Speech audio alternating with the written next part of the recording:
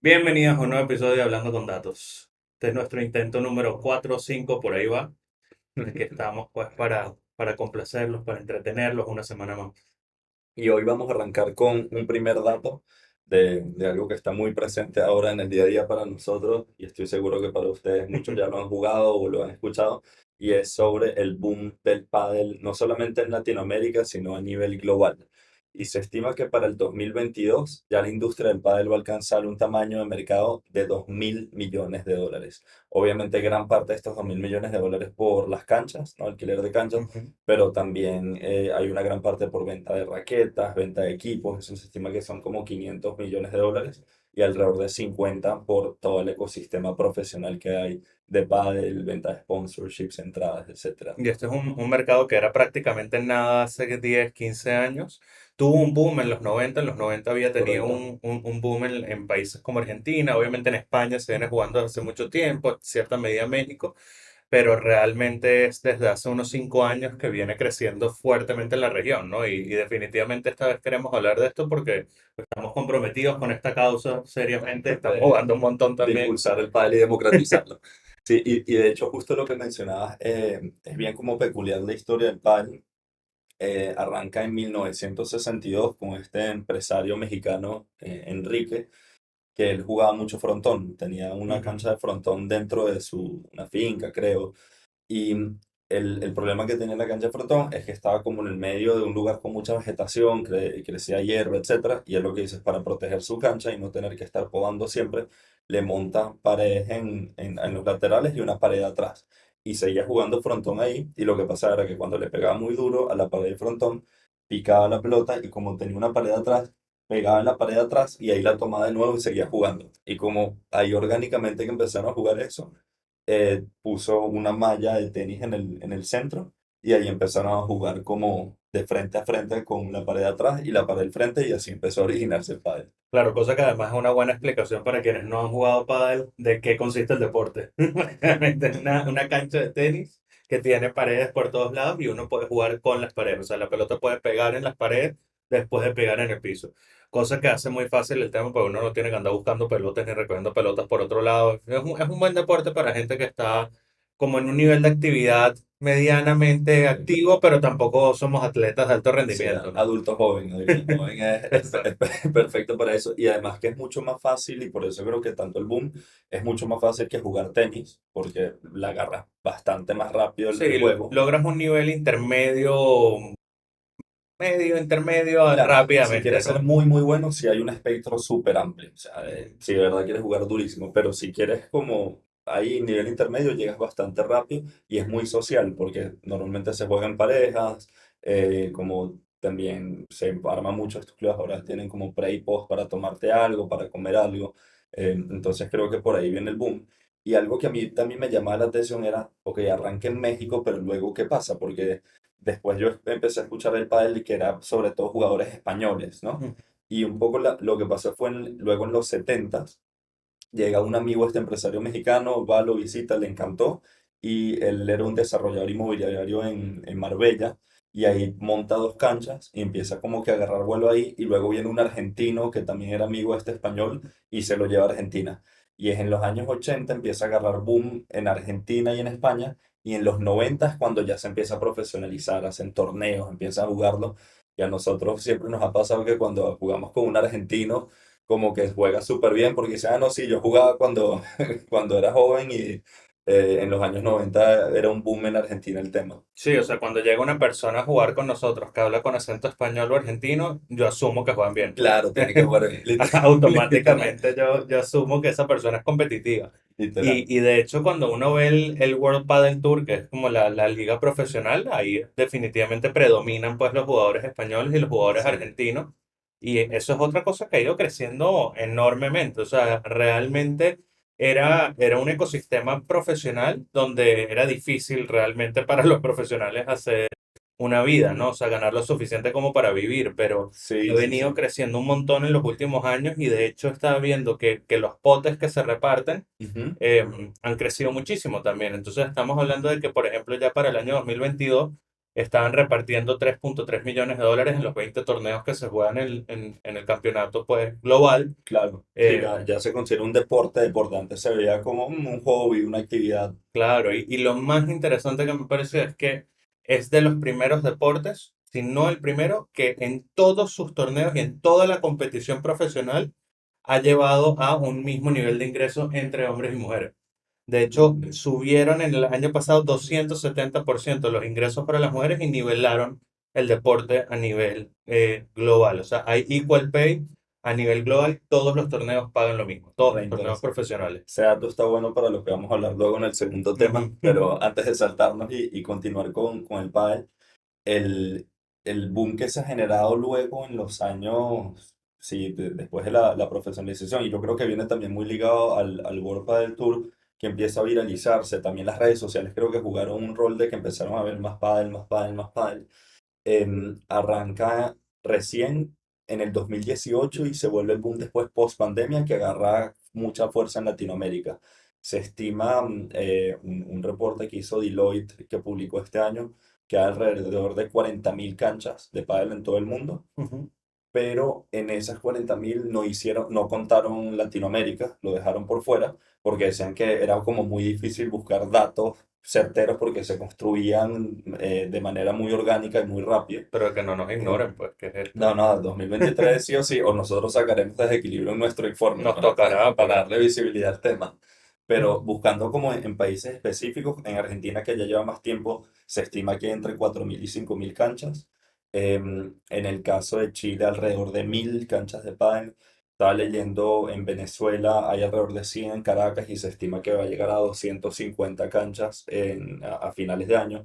Y en el caso de Perú, yo tengo contabilizadas en Lima solo 20 canchas en total, que están distribuidas en 4 o 5 lugares. En Perú ha sido como un gran reto y yo creo que la demanda existe porque están súper full siempre, es muy difícil conseguir dónde jugar, pero por el lado de la oferta y los constraints que hay a nivel municipal y de búsqueda de terreno ha sido re complicado. Pero es que ahí entra el tema, y esto lo estuvimos viendo en un momento dado, que la política de permisos para construir espacios deportivos en Lima es súper agresiva. O sea, en los distritos céntricos de la ciudad hay muy poca posibilidad de construir complejos deportivos, canchas de tenis, canchas de pádel, y eso ha llevado a que no se ha podido craquear en esos espacios y se han construido más bien en distritos aledaños, ¿no?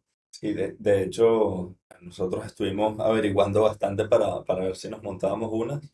Y San Isidro, olvídalo. O sea, es prácticamente imposible. Nosotros, para los que están en Lima, en el Plaza Vea, que está en Dazo, pensamos incluso tomar todo ese estacionamiento de arriba y imaginábamos eso, tomar una playa completa y no hay manera que tengas un permiso municipal. Y me imagino que Y eso también termina pasando en algunas otras ciudades de Latinoamérica. Yo creo que probablemente, Bogotá sí. enfrenta desafíos similares. O sea, es difícil conseguir espacios donde construir canchas en las zonas más céntricas, sobre todo en las zonas que tienen alta actividad económica, pensaría yo, ¿no? Claro, sí, y la mayoría se forman como espacios, algunas canchas pequeñas o sedes pequeñas en los lugares más céntricos, pero las grandes al final están un poco más alejadas de la ciudad. Esa es la tendencia. Algo que yo estaba viendo también es que, si bien obviamente ha crecido muchísimo el alcance del pádel, y mucha gente ha empezado a seguir los torneos profesionales y demás, ¿no? O sea, no solo jugar, sino realmente estaba viendo que habían como 22 millones de personas que habían visto pádel,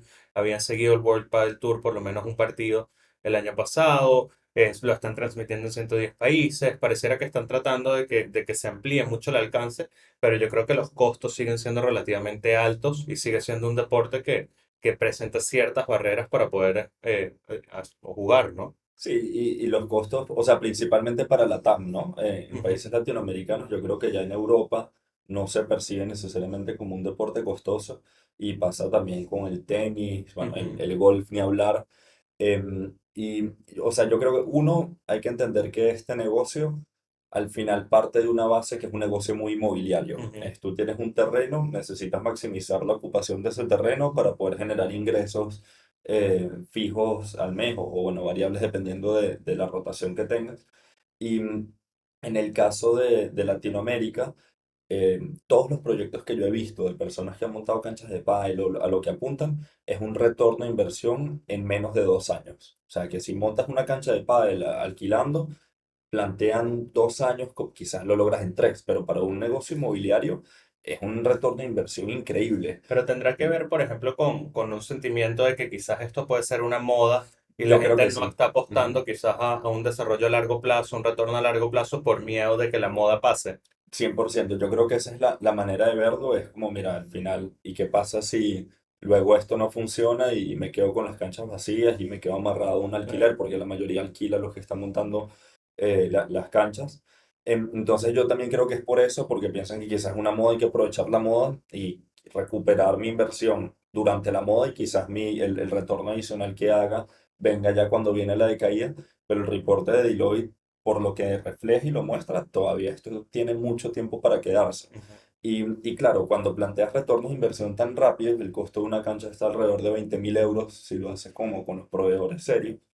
Y Que están eso sí, alquilándola. eso es construir, eso obviamente no incluye el alquiler de los espacios, que yo creo que es lo que tiene Claro, muy, muy no, no, nerviosa a la gente. solo el CAPEX, Ujú. solamente, y claro, montar la cancha y luego le tienes que meter el costo de alquiler.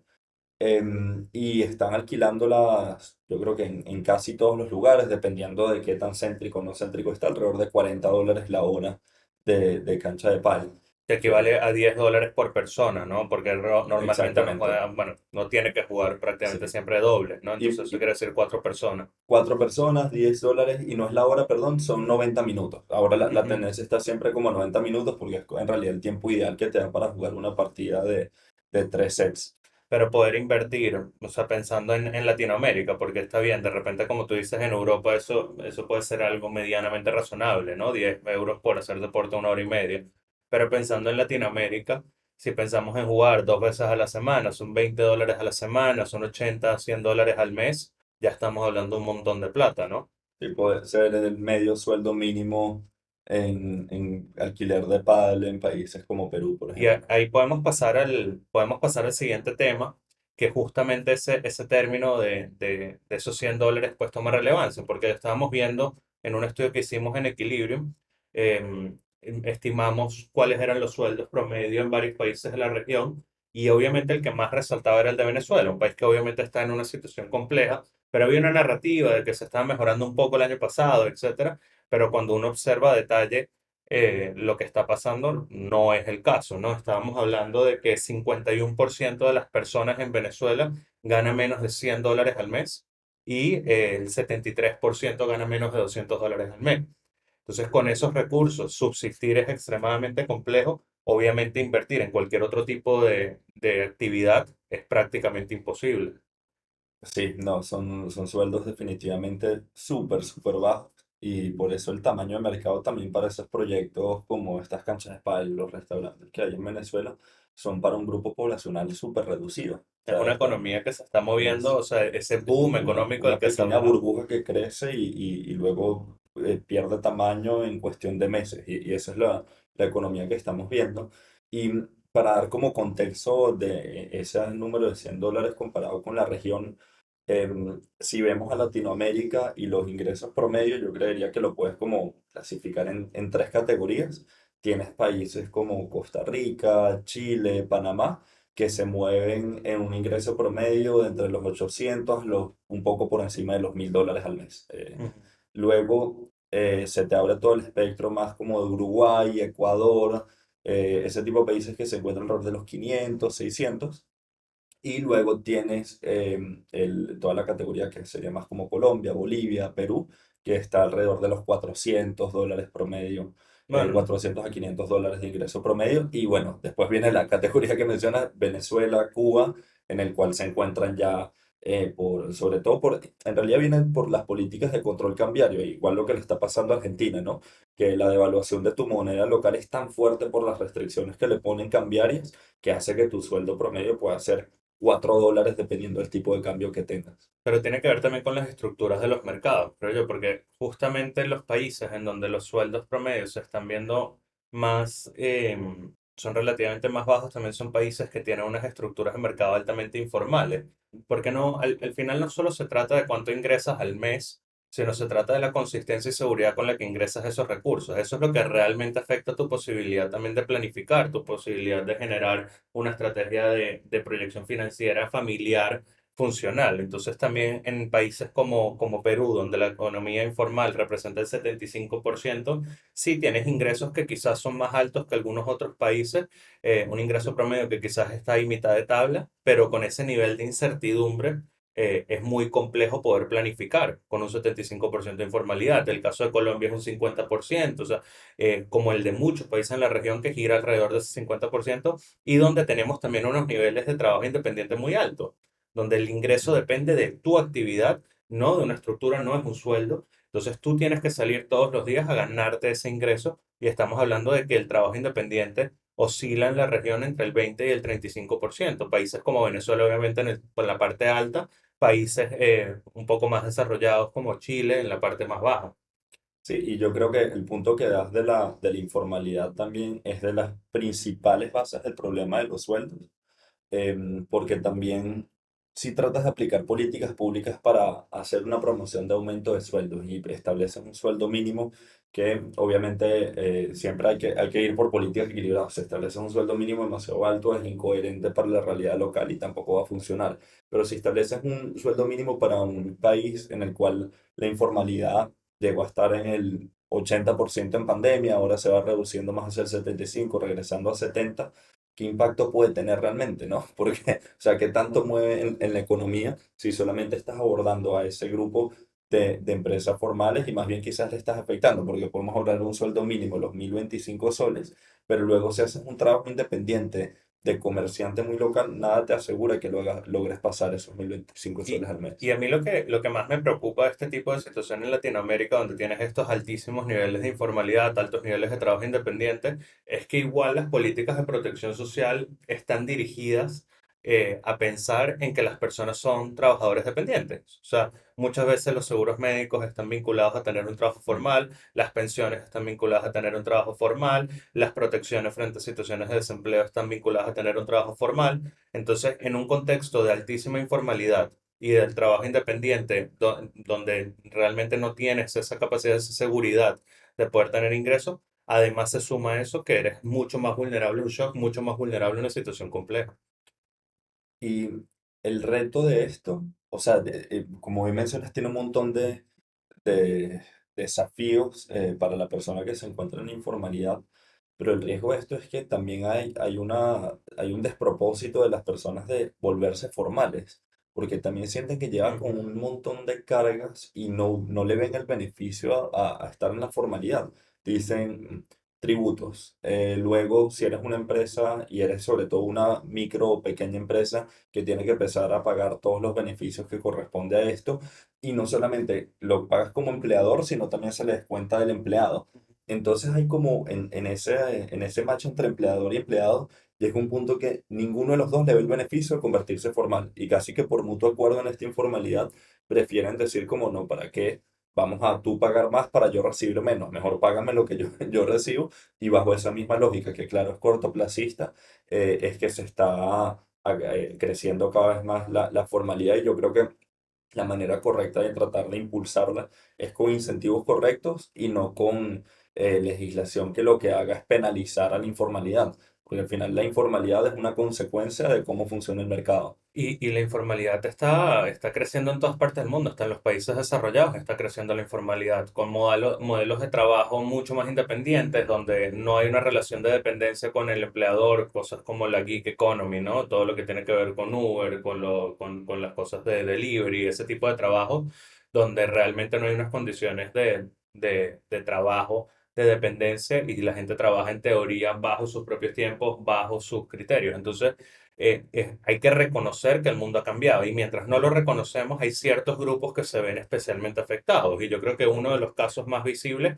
es el caso de las mujeres, donde el trabajo dependiente es muy complejo porque están asumiendo unas cargas del cuidado que son completamente desproporcionales, o sea, asumen muchísima más carga de cuidado y muchísimo más trabajo del hogar no remunerado que los hombres, y eso obviamente es una discusión aparte donde hay que profundizar muchísimo en por qué sucede eso, pero esa situación genera que las mujeres tengan una dificultad enorme para poder tener un trabajo dependiente de tiempo completo. Entonces, ¿qué queda? Bueno, optar por el trabajo independiente o estar en una situación de vulnerabilidad y de desempleo. Entonces, en esas condiciones, ¿qué te protege? No tienes realmente unos sistemas de protección que puedan velar por tus intereses porque suelen estar vinculados o tener un trabajo formal dependiente. Sí, al final yo creo que o sea, la formalidad creo que hay que tratar de reinventarla y redefinirla y tratar de buscar los incentivos correctos para poder fomentarla, porque al final la solución no puede ser que el mercado laboral se regule por sí mismo al 100% porque sabemos que eso tampoco funciona, se vio con la revolución industrial, pero también hay que pensar que no sea contraproducente la formalización sobre cómo funcionan los mercados usualmente. Y también ese otro tipo de legislaciones como la es el sueldo mínimo, ¿no? Mm. O como la es el control cambiario. Al final los países que tienen los ingresos más altos promedio son los países con mayor productividad, mayor desarrollo en tecnología y mayor capital humano. Y yo creo que entender eso de base antes de impulsar leyes desacordes a esa realidad es lo más importante para cada economía. Yo creo que un último factor que me parece importante mencionar es que lastimosamente en Latinoamérica no hay un sentimiento de que se esté apostando por procesos de transformación de los ecosistemas económicos que realmente den esa seguridad y más bien lo que está predominando es una alta desesperanza sobre lo que se viene en el futuro. Uno de los datos que levantábamos era, bueno, ¿cómo crees que va a estar la situación económica de tu país en los próximos años? Y en los países en donde levantamos la información, la desesperanza era alta. O sea, la mayoría, más de la mitad de la gente, significativamente más en algunos casos, 66% por ejemplo, en el caso de Venezuela, decía que la situación se iba a mantener como estaba o iba a empeorar. Perú no variaba mucho. Entonces, con ese nivel de desesperanza sobre la situación económica de los países y la frustración que hay en la capacidad de generar ingresos estables, los pocos canales que hay para protección social, la desesperanza está tomando un poco de fuerza en el ecosistema local y todo eso genera tensiones políticas también, todo eso genera tensiones sociales también. Entonces, el proceso de desarrollo de los países se ve afectado por este contexto de desesperanza. Y justo, y luego creo que hablaremos de este tema en otro episodio por completo, pero hablando de las cifras que estaba mencionando, ¿no? De sueldos promedio en la situación en Venezuela, el fin de desesperanza de que no va a haber un cambio estructural para tener mejor calidad de vida, ahí es donde dices, es lo más lógico del mundo que las personas migren y Ujú. busquen migrantes económicos que busquen una mejor calidad de vida, nada más pensando. Obviamente hay que también empezar a considerar mucho más los costos de vida, como lo hablamos en el caso este específico del pádel, un ejemplo quizás un poco banal, pero era como lo diferente que es jugar, que es pagar $40 por una cancha de pádel en Venezuela, lo diferente que es el pagar los 40 euros o $40 correspondientes en España, Ujú. ¿no? En un país europeo.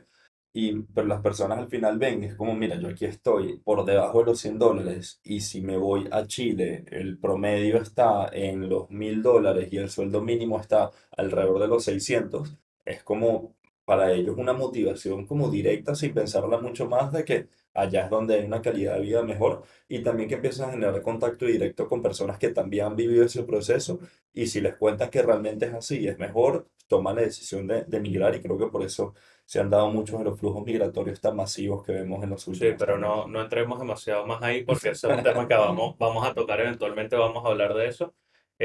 Y creo que hay muchas aristas por donde lo podemos abordar. De acuerdo. Bueno, pasamos a la última sección, pasamos al dato random. Listo. Estoy. Bueno, ¿cómo te preparaste esta vez? Yo siento que voy ganando demasiado. Yo tengo un dato interesante del primer tema. Ah, ok, finalmente te buscaste uno relacionado. Ya era Sí, hora. Está exacto. bueno. Para ver, ilústrame. Ok. Además, en la investigación que estábamos haciendo del pádel, vimos que uno de los países en los que, como proporcionalmente a su tamaño y a su economía, menos ha crecido el pádel es en Estados Unidos. Ujú, Y esto es porque lo que ha agarrado vuelo realmente es el pickleball, ujú. que nada, es como un ping-pong gigante. No, no sé, ya ni siquiera lo puedes buscar, pero Se esa ve sería que no mi... lo has jugado Sí, tampoco. no lo he jugado, pero esa es mi explicación. Ping Y pong gigante. Yo creo que acabas de ofender. O sea, si tuviésemos gente que nos siguiese así como en altas cantidades, ofendiste a la mitad de Estados Unidos. bueno, no, pero por eso es en español. Eh, La mitad de y- Miami. exacto, que seguro juega pádel. Exacto. Ahí es donde está creciendo el pádel. Bueno, El pickleball, imagínense ping-pong gigante, eso sí suena un poco más a un deporte con incluso menos movimiento por el tamaño de la cancha y lo están jugando muchas personas ya de mayor edad y ha ocasionado un montón de lesiones, o sea, aunque sea por el tipo de perfil que lo juega. Y mi dato es, ¿cuál crees que es el gasto en gastos médicos que ha incurrido el pickleball este año en Estados Unidos? O sea, pero estamos hablando per cápita o estamos hablando en total. En total, de cuánto se han gastado en gastos médicos vinculados a pickleball en el sistema de salud Pero no estadounidense. sé, porque todo en Estados Unidos está como siempre como en los miles de millones, men. Entonces, no sé, 1.000 millones de dólares sí, Menos, es un tercio de eso. o Se estima, 300 millones de dólares. sí, 377 millones de dólares, em, que es un número grande, pero para que lo pongas como en contexto, es el 5% de lo que se gasta en gastos de salud imprevistos. Ok, Como que tuvo un gasto de salud previsto, el budget total de eso, 376 millones, es de como todo el el cinco país, por pues. ciento de todo el país. Sí, Está bien, está correcto. bien. Man, está bien. O sea, en Estados Unidos yo siempre pierdo las proporciones porque ya todo cuesta demasiado más de lo que debería costar. Empezando por la Sí. salud pública. Ok, para ver, yo tengo un dato que esta vez no está vinculado eh, a, Ujú. a los temas que hemos hablado hoy, pero que me dio demasiada risa y tenía que traerlo. A ver, lánzalo. ¿Cuánto tiempo crees que pasa en promedio una persona durante toda su vida? Ujú. Una persona promedio, ¿cuánto tiempo pasa durante toda su vida en el baño? En el baño. Sentado en la poseta. O sea, no bañándose, no No duchándose. bañándose, no bañándose. Em, lo tengo que decir en días, en años, en... Tú puedes usar el término que tú quieras, puedes usar. Claro, pero no en porcentaje, No, no, no, en tiempo, pues. en un tiempo. Ok. Una métrica de tiempo. Ya, yo te diría que es 3 años. Pero tú de verdad crees que pasas 3 años En toda la vida. sentado en la poseta. O sea, 2 años. la gente vive en promedio como 80 años y Ajá. tú crees que perdiste 3 años. No sé. No, men, te fuiste, pero demasiado fuerte, no, no, 92 días, 92 días es el 90. tiempo. Pero fresh no es tanto. O sea, para una vida. O sea, me pareció un montón, pues, pero se ve que el tiempo que tú inviertes en esta actividad O es sea, con mucha calma. sí, no, no voy a entrar en detalle en eso, pero a 92 días. O sea, 3 meses en toda la vida. Sí, 3 mesecitos, pero un montón de tiempo, o sea, imagínate, perdiste 3 meses pues en eso. Bueno, no sé. Está bien, interesante el dato, pero voy a hacer un fact check ahí. Puedes hacer fact check, o sea, yo igual no creo que uno pierda 3 años, No me creo, parece súper heavy. es cierto. Bueno, nada, quedamos para el próximo episodio entonces. Ahí nos vemos la próxima semana.